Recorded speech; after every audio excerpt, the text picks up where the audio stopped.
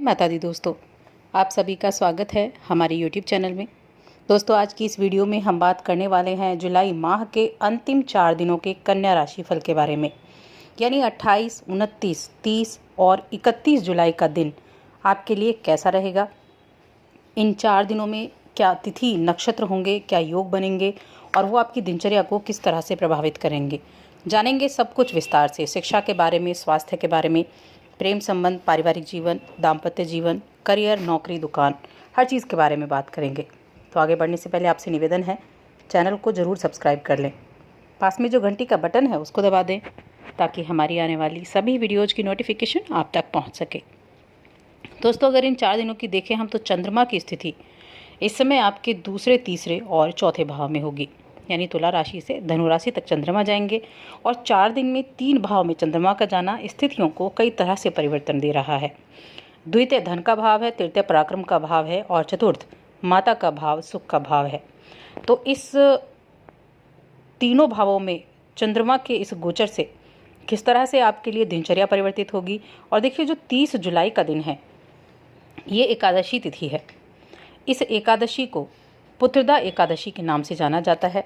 जो निसंतान दंपति हैं वो इस दिन का व्रत कर सकते हैं। संतान प्राप्ति की कामना के लिए इस दिन व्रत किया जाता है। इसके अलावा संतान की आयु के लिए, संतान के स्वास्थ्य के लिए, संतान की बुद्धि के लिए, तो ये जो व्रत है ये संतान के लिए किया जाता है। इसीलिए इसको पुत्रदा एकादशी या संतान एकादशी के नाम से जाना जाता है। तो इस दिन का भी आप फ़ायदा उठा सकते हैं। इस दिन आप भगवान विष्णु की पूजा अर्चना पूरे विधि विधान के साथ कर सकते हैं। बाकी हम वीडियो के अंत में बताएंगे आपको किस तरह से पूजा करनी है। चलिए पहले हम राशिफल के बारे में जान लेते हैं कि ये 4 दिन आपके लिए कैसे रहेंगे। 28 जुलाई से शुरुआत होगी चंद्रमा के द्वितीय भाव में गोचर करने से। दूसरे भाव में जो चंद्रमा का गोचर है ये आपके परिवार के, आपके जो वाणी है उसका भाव है। परिवार के लोगों के साथ इस समय बातचीत करते समय थोड़ा सा सावधानी आपको ज़रूर रखनी है, संयम से पेश आना है। यानी इस बात का ध्यान रखना है कि जब भी आप अपने परिवार के लोगों से, खासतौर से जो बड़े लोग हैं उनसे बात कर रहे हैं, तो ऐसा कोई शब्द ना इस्तेमाल करें जिससे उन्हें बुरा लगे या उनको ठेस पहुँचे। इस चीज़ का आपको ध्यान रखना होगा इस दिन। बाकी समय अनुकूल रहेगा। आपके जो आर्थिक जीवन है उसके लिए अनुकूल रहेगा। और 29 जुलाई को चंद्रमा आपके तीसरे भाव में चला जाएगा। यहाँ आपके अंदर एक ऊर्जा देखी जा सकती है, एक काम करने की तेज़ी देखी जा सकती है। आत्मविश्वास से भरपूर आप रहेंगे, लेकिन कभी कभी जब ज़्यादा आत्मविश्वास हो जाता है तो वो काम भी बिगाड़ देता है। तो इस पर ध्यान रखें। जैसे कि आप कॉन्फिडेंट हैं लेकिन ओवर कॉन्फिडेंट बिल्कुल भी ना हो। किसी काम को करने में जल्दबाजी ना करें। अपने व्यवहार में संयम रखें। पारिवारिक जीवन में अच्छा समय रहेगा, मिले जुले फल आपको मिलेंगे। अपने घर के छोटे सदस्यों के साथ आप अच्छा समय व्यतीत करेंगे। तो समय जो है ये कई तरह से परिवर्तित होता दिख रहा है।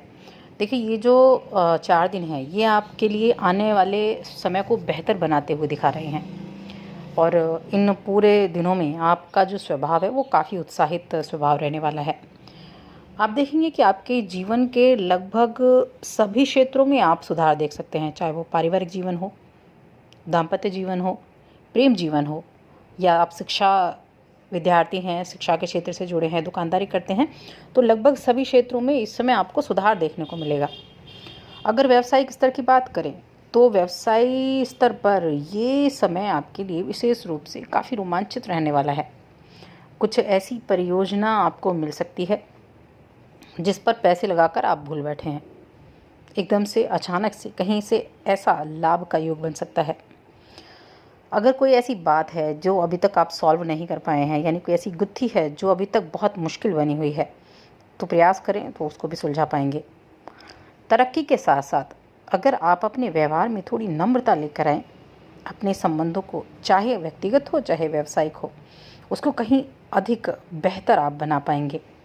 तो इन चीज़ों को ध्यान में आपको रखना है।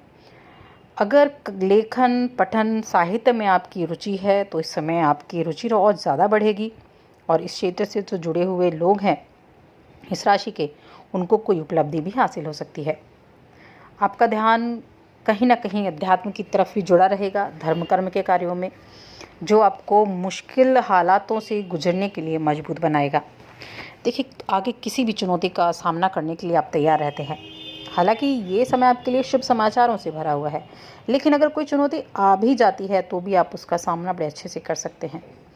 इस समय को हम आपके लिए काफ़ी अच्छा समय कह सकते हैं। शुभ समाचारों की प्राप्ति हो सकती है।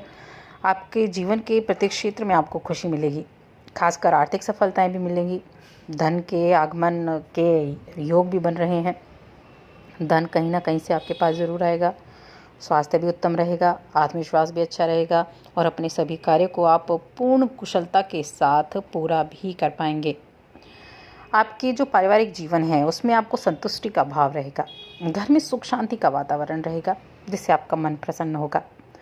परिवार में कोई शुभ कार्य होने का संपन्न होने का योग भी बन रहा है, जिससे और ये जो शुभ कार्य है धर्म में आस्था बढ़ाएगा। धार्मिक कार्य का आयोजन भी आप कर सकते हैं, लेकिन अपने कार्यक्षेत्र को लेकर काफ़ी प्रयासरत रहेंगे, काफ़ी प्रयास करते हुए दिखाई देंगे। कुछ सिलसिले में छोटी मोटी यात्राएं भी करनी पड़ सकती हैं।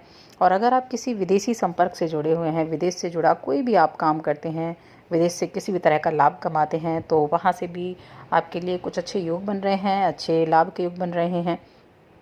तो उनके लिए ये समय अच्छा रहने वाला है। देखिए, विद्यार्थियों की अगर बात करें तो विद्यार्थियों के लिए जो अंतिम दिन है उस दिन थोड़ा चुनौतीपूर्ण समय हो सकता है। बाकी समय आपके लिए अच्छा है, आप अच्छे से फोकस अपनी पढ़ाई पर कर पाएंगे, लेकिन अंतिम दिन कुछ चुनौतीपूर्ण रह सकता है। मन पढ़ाई में नहीं लगेगा, व्यर्थ की बातों में ज़्यादा समय आप बिताएंगे। और समय का महत्व ये आपको समझने की ज़रूरत है। समय का महत्व जानें, क्योंकि समय एक ऐसी चीज़ है जो उसका महत्व जान लेता है वो जीवन में कामयाब होता है। इसीलिए आपको इस समय का महत्व जानकर अपने आप पर ध्यान देना है। पढ़ाई में किसी प्रकार की रुकावट आए तो आपको मेडिटेशन करके उस रुकावट को दूर करना है। इस समय आप अपने शत्रुओं पर, अपने विरोधियों पर भारी पड़ सकते हैं और वो आपके सामने आने की हिम्मत भी नहीं जुटा पाएंगे। तो ये जो समय है काफ़ी अनुकूल रहने वाला है। वैवाहिक जातकों के लिए समय अच्छा है, वैवाहिक जीवन आपका अच्छा रहेगा, साथी के साथ अच्छा समय आप व्यतीत करेंगे। और प्रेम जीवन भी अच्छा है, लेकिन अपनी थोड़ी एक चीज़ का ध्यान रखें कि शक करने की जो प्रवृत्ति है उसमें थोड़ा सुधार लेकर आएँ, वरना वो आपके रिश्तों को बिगाड़ सकती है। कार्यक्षेत्र में उन्नति होने के अच्छे योग हैं। अपनी कार्यशैली या फिर अपने प्रोजेक्ट में कोई नयापन लाने का प्रयास भी आप करेंगे। अपनी इंट्यूशन का अनुसरण कर आप जो निर्णय लेंगे वो आपके लिए फ़ायदेमंद रहेगा और आर्थिक धन वृद्धि के योग बनेंगे। वैसे इस 4 दिनों में आपके लिए धन वृद्धि के योग हैं। कहीं ना कहीं से पैसा ज़रूर आए, चाहे वो आपकी सैलरी का हो, कोई रुका हुआ पैसा हो, लेकिन पैसे आने का योग है। इस मामले में कोई माता तुल्य महिला भी आपकी मदद कर सकती है। तो परिवार में आपको इस समय अपने संबंधों को मजबूत बनाकर रखना है और यात्राओं को जो ज़रूरी हैं, छोटी मोटी यात्राओं का योग है, जो ज़रूरी यात्राएं हैं उन्हीं यात्राओं को करें, वरना आप अवॉइड करें तो अच्छा रहेगा। प्रेम संबंध के बारे में थोड़ा सा भावनात्मक आप रह सकते हैं। तो एक तो ज़्यादा भावुक ना हो, ज़्यादा भावुक होकर हो सकता है आप थोड़ा परेशानी का सबब बन सकते हैं।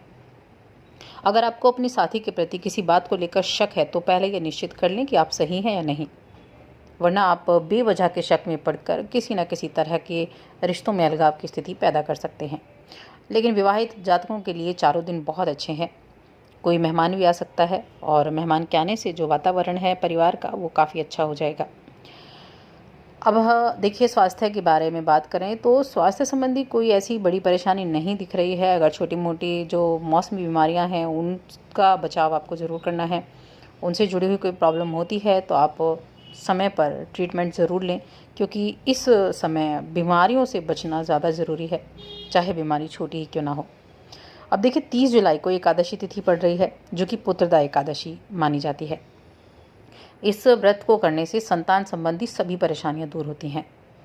श्रेष्ठ संतान प्राप्ति होती है इस दिन व्रत रखने से, और इस दिन व्रत करने से संतान के सभी संकटों का नाश होता है। इस दिन आपको सुबह जल्दी उठकर भगवान विष्णु की पूजा करनी होती है और एक घी का दीपक जलाना होता है।